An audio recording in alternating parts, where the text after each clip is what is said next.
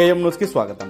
Madanapalle BSP కార్యాలయంలో బాధితులతో కలిసి ఏర్పాటు చేసిన విలేకరుల సమావేశంలో బీఎస్పీ రాష్ట్ర ఉపాధ్యక్షులు బందెల గౌతమ్ కుమార్ మాట్లాడుతూ ఆగస్టు 18న సాయంత్రం 4 గంటలకు రామసముద్రం మండలం గుంతయంబాడి గ్రామంలో కొంతమంది ఎస్సీ యువకులు వాలీబాల్ ఆడుకుంటుంటే ఏటవాకిల నుండి కొంతమంది అగ్రకులాల యువకులు మద్యం సేవించి అక్కడ వచ్చి వీరితో పాటు ఆటలో చేరి ఎస్సీ యువకులను బూతులు తిడుతూ దూషించడం జరిగిందని అన్నారు.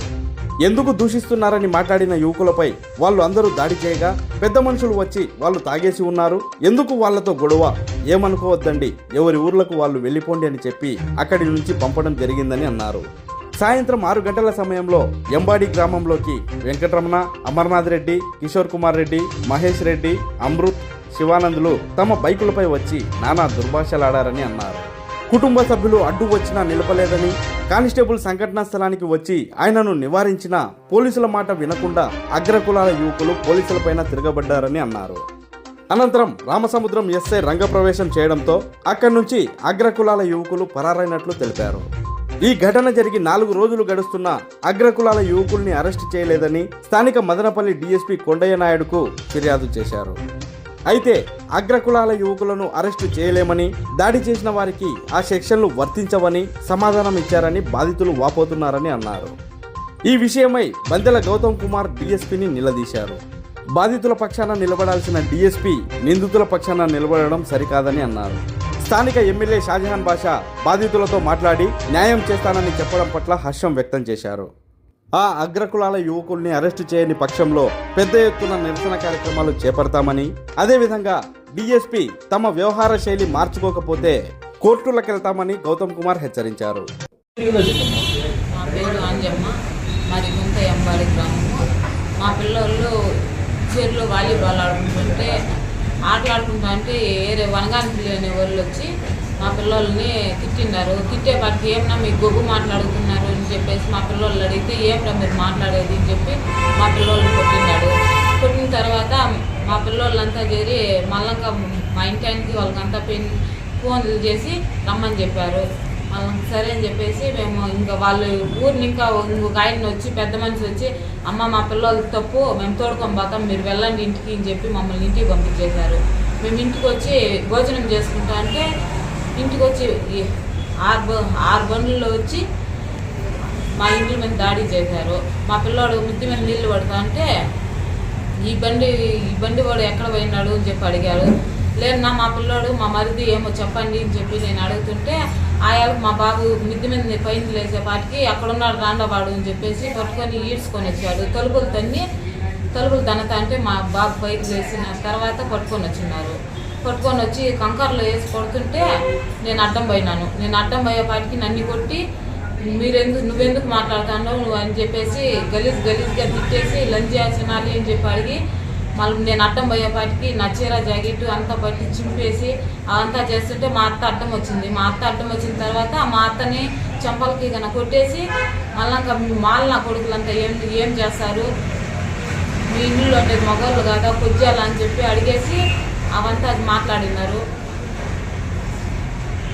ఎందుకు బాబు కొడుతున్నారు మా వాళ్ళని చెప్పి అరుచుకుంటా పోయి అక్కడ పోతే వీళ్ళను కూడా వాళ్ళు ఇష్టానుసారంగా ఆడవాళ్ళని కూడా చూడకుండా పట్టుకొని విపరీతంగా కొట్టడమే కాకుండా వాళ్ళని చీర పట్టుకొని లాగడము, జాకెట్లు పెట్టుకొని పిడిగుద్దులు గుద్దినారు. ఆమెకి ముఖం పైన చెంపలు కొట్టినారు, ఈమెని ముఖం పైన గుద్దినారు, వీపుల పైన గుద్దినారు.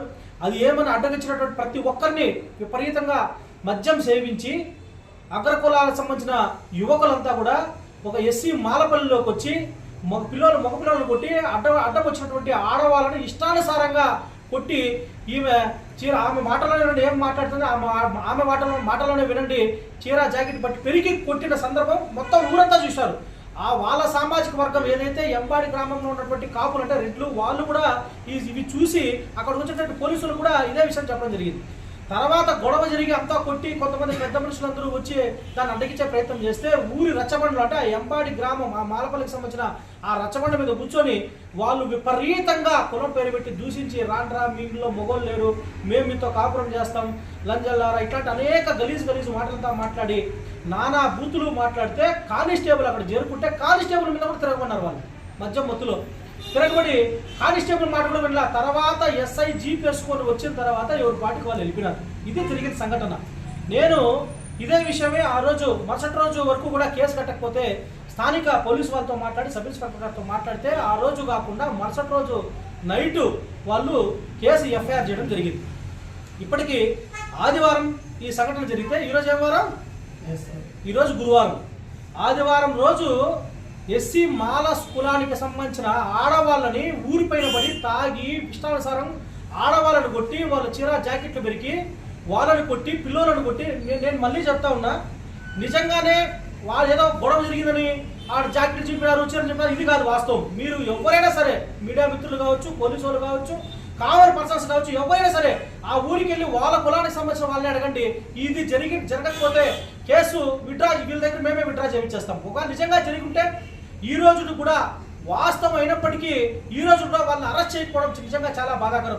ఈ విషయంపై నేను డిఎస్పీ గారితో మాట్లాడితే డిఎస్పీ గారు మాట్లాడతారు, నేను అరెస్ట్ చేసే ఇది మాకు లేదు, మేము అరెస్ట్ చేయము వాళ్ళని, అరెస్ట్ చేయలేము మేము వాళ్ళని, ఎందుకంటే మా దగ్గర అవి సెక్షన్స్ లేవు.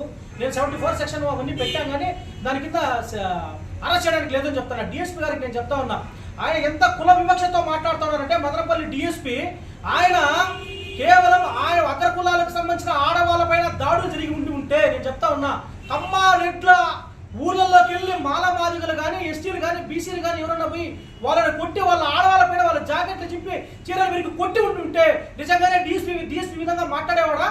ఈ డిఎస్పీ ఈ రోజు కాదు ఆ రోజు రాత్రి పోయి ఆడ ప్రెస్ మీట్ పెట్టి వాళ్ళందరూ కూడా అరెస్ట్ చేస్తామని చెప్పి ఆయన స్టేట్మెంట్ ఇచ్చి పెద్దగా ఈ కేసును పెద్ద భూతం చేసి చూపించేవాడు.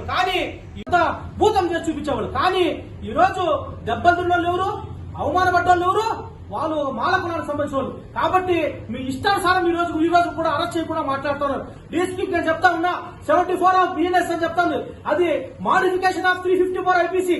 గతంలో 354 ఐపీసీ, ఈ రోజు 74 5 సంవత్సరాలు ఉన్నప్పటికీ కూడా చట్టం చాలా స్పష్టంగా చెప్తా ఉంది, వాళ్ళకు మీరు బెయిల్ ఇవ్వద్దు.